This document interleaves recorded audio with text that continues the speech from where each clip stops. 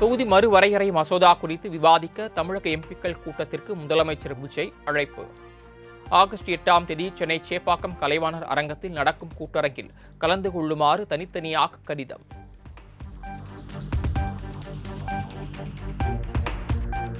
கோதாவரி காவிரி குண்டாறு இணைப்பு திட்டத்தை விரைந்து செயல்படுத்த வலியுறுத்தி பிரதமர் மோடிக்கு முதலமைச்சர் விஜய் கடிதம். புதுக்கோட்டை, விருதுநகர், ராமநாதபுரம், சிவகங்கை மாவட்டங்கள் கடும் வறட்சியில் உள்ள நிலையில் நீர் தேவையை பூர்த்தி செய்யும் விதமாக நிறைவேற்ற கோரிக்கை.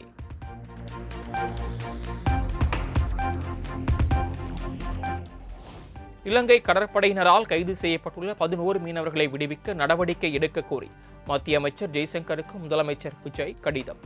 தூதரகம் வாயிலாக இலங்கை அரசுடன் பேச்சுவார்த்தை நடத்தி மீனவர்களின் படகுகளையும் மீட்டு தருமாறு கோரிக்கை.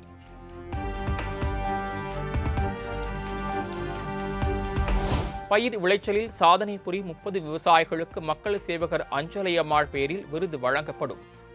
5 விவசாயிகளுக்கு சிறந்த உயிர்ம விவசாயிக்கான நம்மாழ்வார் விருதும் வழங்கப்படும் எனவும் வேளாண் பட்ஜெட்டில் அறிவிப்பது.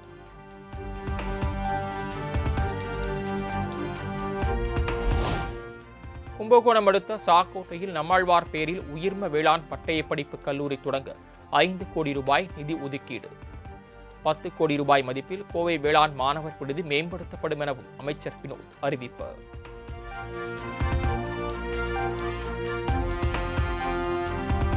விவசாயிகளுக்கு இலவச மும்முனை மின்சாரம் வழங்க ஏதுவாக மின்வாரியத்திற்கு 7432 கோடி ரூபாய் வழங்கப்படும். பட்ஜெட்டில் வேளாண் துறை அமைச்சர் வினோத் அறிவிப்பு.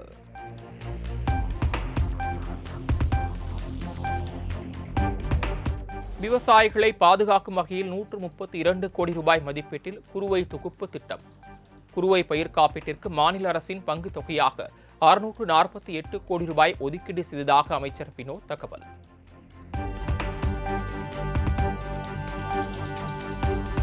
மண்வள பாதுகாப்புக்கான 5 ஆண்டு திட்டத்திற்கு 600 கோடி ரூபாய் நிதி ஒதுக்கீடு. மண்வளத்தை பாதுகாக்கும் வகையில் 1 லட்சம் பசுந்தாள் உரம் வழங்கப்படும் என வேளாண் பட்ஜெட்டில் அறிவிப்பு.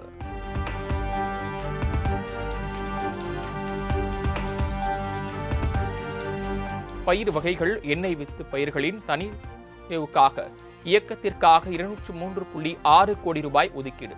சிறுதானிய பங்களிப்பு சாகுபடி பரப்பு உற்பத்தி திறனை அதிகரிக்க சிறுதானிய இயக்கத்திற்கு 63.81 கோடி ரூபாய் நிதி ஒதுக்கீடு.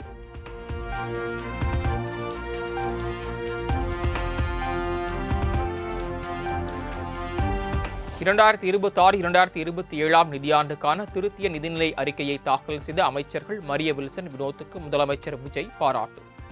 தொலைநோக்கு பார்வையுடன் தாக்கல் செய்த பட்ஜெட் மாணவர்கள், இளைஞர்கள், பெண்கள் என அனைவருக்கும் பயனளிக்கும் என எக்ஸ் தளத்தில் பதிவு.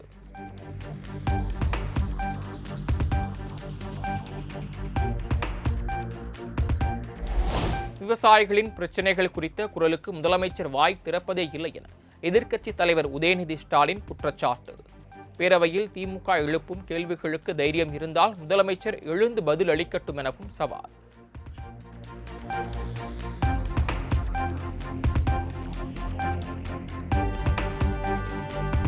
தாவேக அரசின் வேளாண் பட்ஜெட் விவசாயிகளுக்கு நன்மை கிடைக்கும் பட்ஜெட்டாக இல்லை. இனிக்க பேசி விவசாயிகளை தாவேக அரசு ஏமாற்றிவிட்டதாக எடப்பாடி பழனிசாமி விமர்சனம்.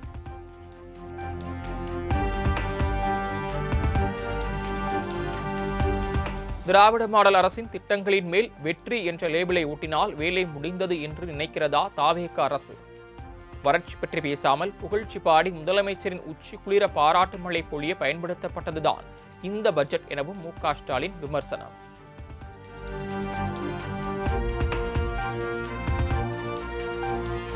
தமிழகத்தில் நிதி ஆதாரத்தை பெருக்குவதற்காக முன்னாள் முதலமைச்சர்கள் எடப்பாடி பழனிசாமி, மு.க. ஸ்டாலின் ஆகியோர் என்ன செய்தனர் என அமைச்சர் நிர்மல்குமார் கேள்வி. மகளிர் உரிமை தொகை குறித்த கேள்விக்கு நிதி நிலைமை சீரானதும் மேலும் பல திட்டங்கள் நிறைவேற்றப்படும் என்றும் உறுதி.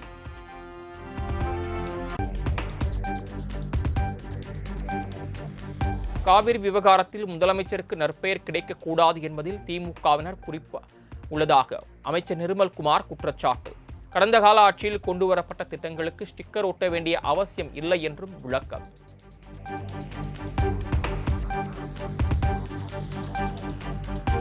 வேளாண் பட்ஜெட்டில் கடந்த ஆட்சியில் கொண்டுவரப்பட்ட திட்டங்களுக்கு பேர் மாற்றம் மட்டுமே செய்யப்பட்டுள்ளது. விவசாயிகளுக்கு உரிய நிவாரணம் வழங்கும் வகையில் பட்ஜெட்டில் எந்தவித அறிவிப்பும் இல்லை என பிரேமலதா பேட்டி.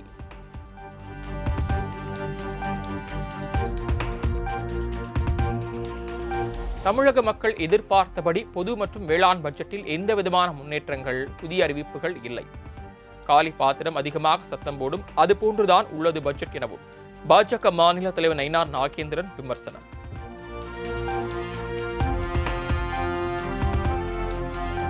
தாவேக அரசின் வேளாண் பட்ஜெட்டில் புதிய திட்டங்கள் எதுவும் இல்லை.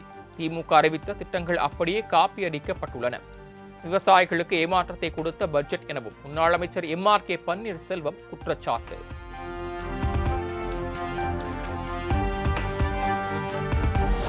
அத்திக்கடவு அவிநாசி திட்டம் குறித்து அமைச்சர் ஆனந்தை சந்தித்து பேசினேன். தாவேகாவில் இணைய உள்ளதாக வெளியான தகவல்களுக்கு SP வேலுமணி மறுப்பு.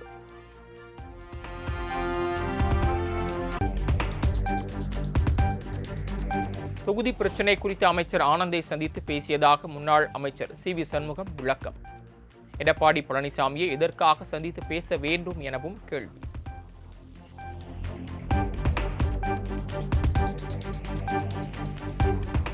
தமிழகத்தில் டாஸ்மாக் கடைகளில் விற்கப்படும் மதுபானங்கள் ஆலையில் விற்கப்படாது என அமைச்சர் விக்னேஷ் விளக்கம்.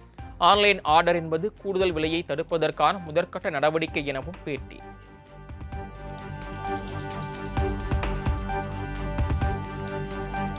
தூத்துக்குடி மாவட்டம் சிறுவைகுண்டம், பெருங்குளம் நீர்நிலைகளில் நீர்வற்றி போனதால் இரை தேடி திரியும் பறவைகள். கடந்த சில மாதங்களாக போதிய மழைப்பொழிவு இன்மையால் அரிய வகை வெளிநாட்டு பறவைகள் இரையின்றி தவிக்கும் பரிதாபம்.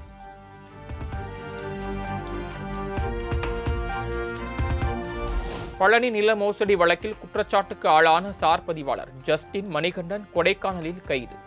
திண்டுக்கல் CBCID அலுவலகத்திற்கு அழைத்து வந்து போலீசார் தீவிர விசாரணை.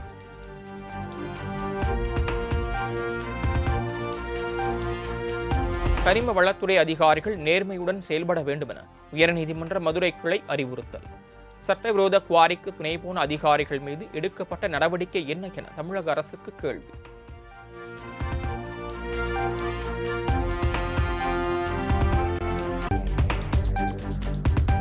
மேட்டூர் அணைக்கு நீர்வரத்து வினாடிக்கு 19,119 கன அடியிலிருந்து 19,264 கன அடியாக அதிகரிப்பு.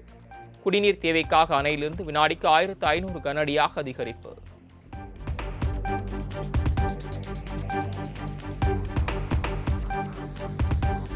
கொட்டும் மழையினை பொருட்படுத்தாமல் நாடாளுமன்ற வளாகத்தில் எதிர்க்கட்சி MPக்கள் போராட்டம். மாணவர்கள் மீதான தாக்குதலுக்கு மத்திய உள்துறை அமைச்சர் அமித்ஷா பதிலளிக்க வலியுறுத்தி முழக்கம்.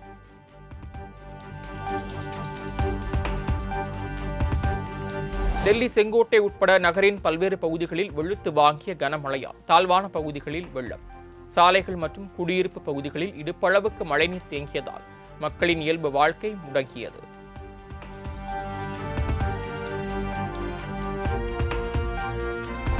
ஹரியானா மாநிலம் குருகிராமில் பெய்த கனமழை காரணமாக நீரில் தத்தளிக்கும் சாலைகள்.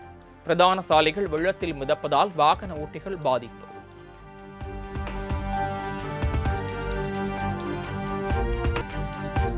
கோவை, நீலகிரி, திருவள்ளூர், ராணிப்பேட்டை, தேனி, கன்னியாகுமரி ஆகிய 7 மாவட்டங்களில் இன்று கனமழைக்கு வாய்ப்பு. கோவை, தேனி, நீலகிரி ஆகிய 3 மாவட்டங்களில் நாளை கனமழை பெய்யக்கூடும் என சென்னை வானிலை ஆய்வு மையம் கணிப்பு.